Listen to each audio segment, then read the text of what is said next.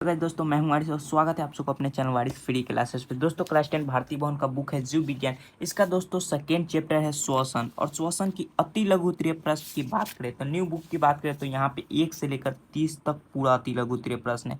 जी हाँ दोस्तों, और पुराने बुक की बात करें तो वो 32 तक था। ठीक है, तो हम 32 तक आपको बता देंगे, लेकिन भाई सब न्यू बुक में पूरा 30 तक है तो पूरा 30 तक तो क्लियर हो ही जाएगा। ठीक है, तो चलिए वीडियो में पूरा एंड तक बने रहिए। 1 से लेकर 30 तक जानते हैं एक वीडियो में। Let's go.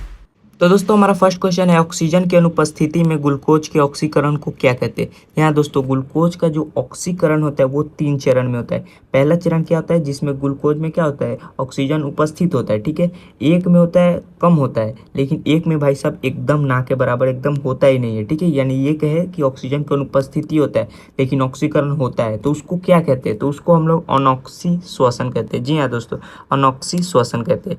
नेक्स्ट, ऑक्सीजन की उपस्थिति में ग्लूकोज के ऑक्सीकरण को क्या कहते हैं। ठीक है, एक अनुपस्थिति हो गया, लेकिन जब उपस्थिति होता है और ग्लूकोज का ऑक्सीकरण है तो उसका पार्टिकुलर नाम है, उसको क्या कहते हैं, तो उसको हम लोग ऑक्सी श्वसन कहते हैं। ठीक है, देखिए अगर ऑक्सीजन उपस्थित है तो ऑक्सी और नहीं है तो अनऑक्सी। ठीक है, एकदम याद रखिएगा, ऑक्सी अनऑक्सी। ऑक्सी मतलब समझिएगा है, अनऑक्सी मतलब नहीं है। ये बहुत बार पूछता है। ठीक है, नेक्स्ट है ये, जैव कोशिकाओं में रासायनिक ऊर्जा का सार्वजनिक वाहक क्या कहलाता है। ठीक है, तो उसे हम लोग एटीपी कहते हैं। ठीक, नेक्स्ट है ये, कोशिकीय ईंधन किसे कहते हैं। तो देखिए, जैव ऊर्जा के उत्पादक के लिए कोशिका मुख्यतः ग्लूकोज का उपयोग कराती है। ठीक है, और ग्लूकोज को कोशिकीय ईंधन कहा जाता है। ठीक है, तो सिंपल बात है, कोशिकीय ईंधन किसे कहते हैं, तो कोशिकीय ईंधन ग्लूकोज को कहते हैं। ठीक है, लेकिन थोड़ा डिटेल लिख दीजिएगा तो बेहतर रहेगा कि जैव ऊर्जा के उत्पादक के लिए कोशिका मुख्यतः ग्लूकोज का उपयोग कराती है। ठीक है, इसलिए इसको क्या कहा जाता है, कोशिकीय ईंधन कहा जाता है। ठीक है,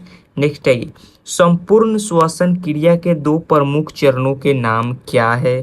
तो पहला है प्रश्वास और दूसरा है उच्छ्वास। ठीक है, नेक्स्ट है ये, श्वसन जीवों के लिए क्यों आवश्यक है।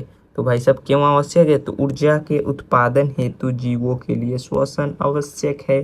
ठीक, अति लघु है तो ज़्यादा डिटेल में नहीं चलेंगे।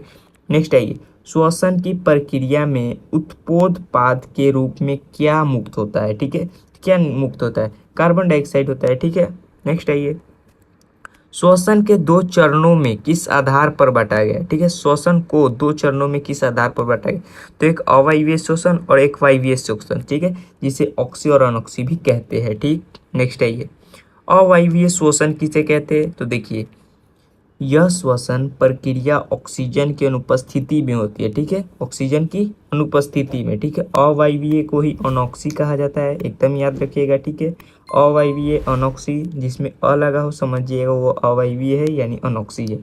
ठीक है, उसके बाद जीवाणु और ईस्ट इस क्रिया में श्वसन करते हैं। इस प्रक्रिया में एल्कोहल, कार्बन डाइऑक्साइड तथा ऊर्जा उत्पन्न होता है। ठीक, नेक्स्ट आइए, वायवीय श्वसन की क्रिया किस स्थिति में आरंभ होती है। ठीक है, यानी वायवीय श्वसन की क्रिया किस स्थिति में शुरुआत हो जाती है, तो किस स्थिति में, तो वायवीय श्वसन में ऑक्सीजन की उपस्थिति में पायरुवेट का पूर्ण विखंडन होता है एवं यह क्रिया माइटोकॉन्ड्रिया में हो जाती है। ठीक है, यानी इसका पायरुवेट से ही स्टार्ट हो जाता है। नेक्स्ट है ये, पायरुवेट का पूर्ण ऑक्सीकरण किस चरण में होता है, तो सिंपल बात है वायवीय श्वसन में होता है। ठीक, नेक्स्ट है ये, पौधों में श्वसन गैसों का आदान प्रदान किन अंगों में होता है, तो शरीर की सतह द्वारा और विसरण क्रिया से होता है। नेक्स्ट है ये, पौधों में गैसों का विनिमय किस क्रिया से होता है, तो देखिए पौधों में गैसों का विनिमय श्वसन एवं प्रकाश संश्लेषण क्रिया से होता है। ठीक, नेक्स्ट है ये, अमीबा तथा पैरामीशियम में श्वसन शरीर की कौन सी संरचना के माध्यम से होता है, तो देखिए कोशिका झिल्ली संरचना के माध्यम से होता है अमीबा और पैरामीशियम में श्वसन। ठीक है, एकदम याद रखिएगा, ये सब बहुत इंपॉर्टेंट क्वेश्चन है। ठीक, नेक्स्ट है ये, मछली के श्वसन अंग का नाम लिखिए, तो मछली का श्वसन अंग क्या है, गलफरा है। ठीक, जिसे हम लोग गिल्स भी कहते हैं। हाँ, हिंदी में भी कभी गिल्स आ जाता है तो सोचते हैं गिल्स क्या है भाई, तो गिल्स को ही गलफरा कहते हैं, अंग्रेजी में उसको गिल्स कहते हैं। ठीक, लेकिन भाई साहब कभी हिंदी में ही गिल्स लिख के दे देगा तो घबराने की बात नहीं, उसे गलफरा ही कहते हैं। उसके बाद क्या है, स्थलीय कीट तथा मनुष्य के श्वसन अंगों के नाम लिखे, तो देखिए स्थलीय कीट के श्वसन अंग श्वास नली तथा मनुष्य के श्वसन अंग नासिका छिद्र, श्वास नली तथा फेफड़ा। ठीक, स्थलीय कीटों में पाए जाने वाले श्वसन का प्रकार क्या कहलाता है, तो श्वास नली या ट्रेकिया कहलाता है। नेक्स्ट है ये, वर्टिब्रेटा के 2 ऐसे वर्गों के नाम लिखे जिनमें श्वसन केवल फेफड़े में होता है। तो एक हो गया रेप्टीलिया। ठीक है, रेप्टीलिया जो कि रेंगता है। ठीक, सांप वगैरह। उसके बाद मैमेलिया, ठीक, मैमेलिया में क्या हो गया, भालू वगैरह सब हो गया। उसके बाद क्या है, मनुष्य में श्वसन क्रिया में प्रयुक्त संपूर्ण अंगों के नाम लिखे। तो देखिए मनुष्य में श्वसन क्रिया में प्रयुक्त संपूर्ण अंग क्या है, पहला नासिका छिद्र है, ठीक, हम लोग सांस नासिका छिद्र से ही लेते हैं, ठीक है, यानी नाक से लेते हैं। उसके बाद लैरिंग्स है, ट्रैकिया है, और लास्ट क्या है, फेफड़ा है, ठीक है। ये सब मिलकर क्या है, श्वसन अंग है, और श्वसन अंग कहलाते हैं, ठीक। नेक्स्ट क्या है, फेफड़ों द्वारा श्वसन किन दो क्रियाओं से पूर्ण होता है। तो फेफड़ों द्वारा श्वसन एक प्रश्वास एक उच्छ्वास क्रियाओं से पूर्ण होता है, ठीक है। प्रश्वास क्या होता है, जो हम लोग सांस लेते हैं, ठीक, और उच्छ्वास जो हम लोग सांस छोड़ते हैं, और दोनों को जब मिला दिया जाए, दोनों मिलाकर पूछा जाए, तो वो हो जाता है श्वासोच्छ्वास, यानी सांस लेने और छोड़ने की क्रिया को श्वासोच्छ्वास कहा जाता है, ठीक है। नेक्स्ट है 21 नंबर क्वेश्चन, पचे हुए भोज्य पदार्थ से ऊर्जा का उत्पादन किस क्रिया से होता है। तो ऑक्सीकरण क्रिया से होता है। नेक्स्ट है ये, ईस्ट में पाइरुवेट में इथेनॉल किस क्रिया द्वारा बनता है। तो किण्वन द्वारा बनता है, ठीक। ज़्यादा चलने के बाद हमारी मांसपेशियां में क्रैम्प किस यौगिक के निर्माण से होता है। तो देखिए किस यौगिक के निर्माण से, तो ऑक्सी हीमोग्लोबिन के निर्माण के कारण होता है। नेक्स्ट है ये, श्वसन के प्रथम चरण में बने पाइरुवेट का पूर्ण ऑक्सीकरण कहाँ होता है। तो पूर्ण ऑक्सीकरण कहाँ होता है, पूर्ण ऑक्सीकरण, तो पूर्ण ऑक्सीकरण माइटोकॉन्ड्रिया में होता है, ठीक, कोशिका द्रव में नहीं होता है। नेक्स्ट है ये, ग्रसनिक कंठ द्वार के नीचे कहाँ खुलती है। तो स्वर यंत्र में, जिसे हम लोग लैरिंक्स कहते हैं, ठीक है, हिंदी में भी लैरिंक्स आ सकता है, ठीक है, तो स्वर यंत्र या लैरिंक्स। 26 नंबर क्वेश्चन क्या है कि प्रत्येक श्वसनी फेफड़े में प्रवेश कर विभाजित होने के बाद क्या बनाती है। तो क्या बनाती है, तो वायु कोष्ठिका वाहिनियां बनाती है, ठीक। नेक्स्ट है ये, मनुष्य के शरीर में फेफड़ा कहाँ अवस्थित रहता है। तो कहाँ अवस्थित रहता है, तो वक्ष गुहा में।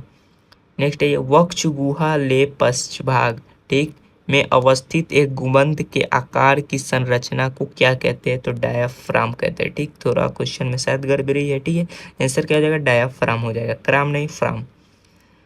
हीमोग्लोबिन कहाँ अवस्थित रहता है, कहाँ, रुधिर में, यानी कि खून में, ठीक है, खून को रुधिर कहा जाता है, रक्त कहा जाता है, खून कहा जाता है, ब्लड कहा जाता है, ठीक है, बहुत सारे नाम है। नेक्स्ट आइए, रक्त के फेफड़े में आया कार्बन डाइऑक्साइड का बची हवा के साथ निकलने की क्रिया को क्या कहते हैं। क्या कहते हैं भाई, उच्छ्वास कहते हैं, ठीक। प्रश्वास यानी हम लोग सांस लिए, उच्छ्वास यानी छोड़े, कार्बन डाइऑक्साइड छोड़े। नेक्स्ट क्या है, श्वासोच्छ्वास का नियंत्रण कहाँ से होता है। तो श्वासोच्छ्वास का नियंत्रण फेफड़ा से होता है। फेफड़ा ही डिसाइड करना है कौन सा सांस लेना है, कितना सांस छोड़ना है, यानी कितना हवा लेना है, कितना गैस छोड़ना है, ठीक। नेक्स्ट क्या है, श्वसन केंद्र मस्तिष्क के किस भाग में अवस्थित रहता है। तो देखिए श्वसन केंद्र मस्तिष्क के नासिका छिद्र वाले भाग में अवस्थित रहता है, ठीक। तो बस यही था, उम्मीद करता वीडियो पसंद आई तो वीडियो को लाइक कर दीजिए, चैनल पर नए चैनल को सब्सक्राइब कर दीजिए।